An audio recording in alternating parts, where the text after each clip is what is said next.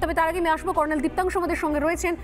Sir, আপনার কি মনে হয় যে জায়গায় আমরা দাঁড়িয়ে রয়েছি, অনেকেই বলছেন আমাকে যে ইরান ইসরায়েলের যুদ্ধ, এক্ষেত্রে আমরা যারা পশ্চিমবঙ্গে রয়েছি আমাদের কি টেনশন রয়েছে, আমরা কেন এই যুদ্ধ নিয়ে এত ভাবনা চিন্তা করছি?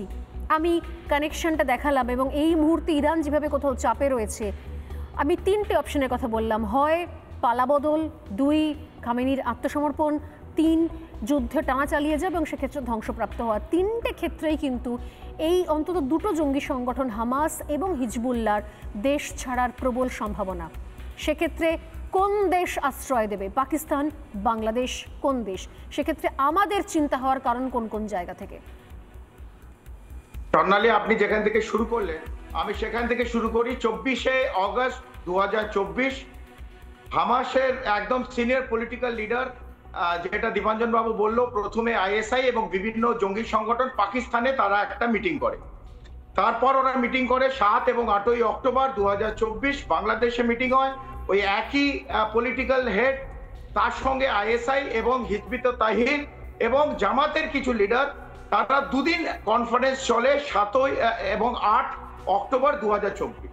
তারপর আপনি যেটা দেখালেন, বাংলাদেশ বিশ্ববিদ্যালয় 2025 ফেব্রুয়ারি মাসে ওদের আর একটা মিটিং হয়। তার মানে হামাসের সঙ্গে বাংলাদেশ, আইএসআই এবং যেসব জঙ্গি সংগঠন আছে, হিজবুত তাহরির এবং জামাতের বিভিন্ন ছোট ছোট জঙ্গি সংগঠন, তাদের সঙ্গে একটা কোথাও না কোথাও যোগ আছে। তার সঙ্গে আনসারুল্লাহ বাংলা টিম বাদ দেওয়া যায়।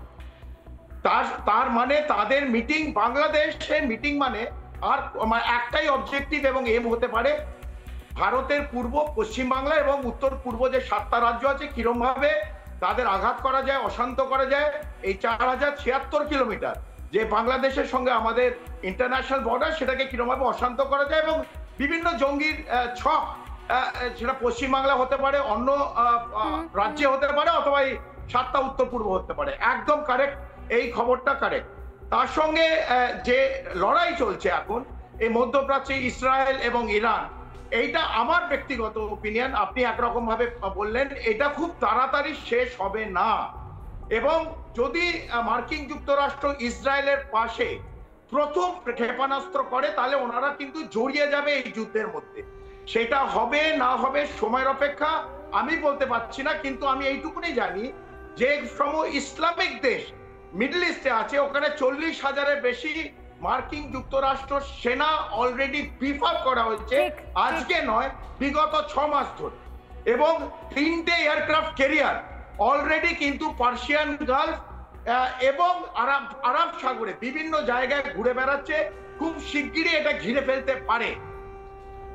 এরপর যদি আমরা দেখি ইরানের কি, ইরান কিন্তু গাজা নয়, ইরান কিন্তু প্যালেস্টাইন নয়, ইরানের কাছে বহু ব্যালিস্টিক মিসাইল আছে, মিডিয়াম আছে, লং রেঞ্জ আইসিবিএম আছে। একদম। এবং আমরা যেটা আপাতত দেখেছি, খুব কম স্যাম্পল দেখেছি, যেটা কয়েকদিন, এই 7 দিনের মধ্যে দেখছি, ওরাও কিন্তু ক্ষেপণাস্ত্র প্রত্যাঘাত করবে। এবং করছেও। আজকে ইসরায়েলের হাসপাতাল, স্কুল কিছু বাদ যায়নি। সোরকা হাসপাতালে আইডিএফ এ মারতে গিয়ে একটা সোরকা হাসপাতালে হয়েছে এবং অনেক ওখানে আঘাত হয়েছে, ইনজোর্ড হয়েছে। এবং মার্কিন যুক্তরাষ্ট্র যদি এগিয়ে এসে এই ফর্দ যেটা হচ্ছে মেন অবজেক্টিভ, ওটাতে যদি ওই 30,000 পাউন্ডের GPU-57 লঞ্চ করে ফ্রম B2 স্পিরিট, তাহলে কিন্তু এই মার্কিন যুক্তরাষ্ট্র যেসব বেস আছে মিডল ইস্টে, ইরান একবারের জন্য ভাববে না এই জায়গায় কিন্তু সেই ক্ষেপণাস্ত্র চার্জ হবে, এই মিসাইল ওরা সেটা করবে। এতে একটা গ্লোবাল কনফ্লিক্টের দিকে এগিয়ে যাবে। তবে এখানে একটা বাট আছে, বাট রাশিয়া অথবা চীন বাইরের থেকে হয়তো হেল্প করবে। আপাতত ওরা ইরানের পাশে ডাইরেক্টলি কোনো লড়াইয়ের মধ্যে জড়িয়ে পড়বে না, এটা আমার ব্যক্তিগত। বেশ, আপনাদের সঙ্গে তখন আমি আসবো শুভজিতের কাছে। তার আগে এই মুহূর্তে কিছুক্ষণ আগে বলছিলাম যে কি অবস্থা সেখানে বাংলাদেশিদের, এই মুহূর্তের ব্রেকিং নিউজ দিকে নজর রাখা দরকার খুব। ইরানের তেহরানে এই মুহূর্তে সর্বশান্ত বাংলাদেশিরা, ইরান থেকে ফিরছেন বাংলাদেশি পড়ুয়ারা, পাকিস্তান হয়ে বাংলাদেশে ফেরার রুট বাতলেছেন তারা এই মুহূর্তে। কারণ ভারত হয়ে ফিরবেন নাকি পাকিস্তান হয়ে ফিরতে চাইছেন, এবং সেক্ষেত্রে বিপুল খরচ।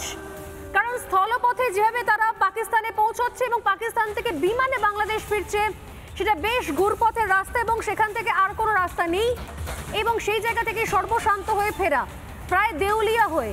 বাংলাদেশে প্রবাসী পড়ুয়া রয়েছেন, বাংলাদেশের প্রবাসী পড়ুয়ারা প্রচুর সংখ্যায় রয়েছেন ইরানে এই মুহূর্তে, এবং এতদিন পর্যন্ত তারা ইরানেই থাকবেন সিদ্ধান্ত নিয়েছিলেন। কিন্তু এখন পরিস্থিতি যেদিকে যাচ্ছে এবং যেভাবে কোথাও একের পর এক জায়গা ধ্বংস হয়ে যাচ্ছে, অন্তত দূতাবাসে হামলার হওয়ার পর তারাও একটু আশঙ্কিত।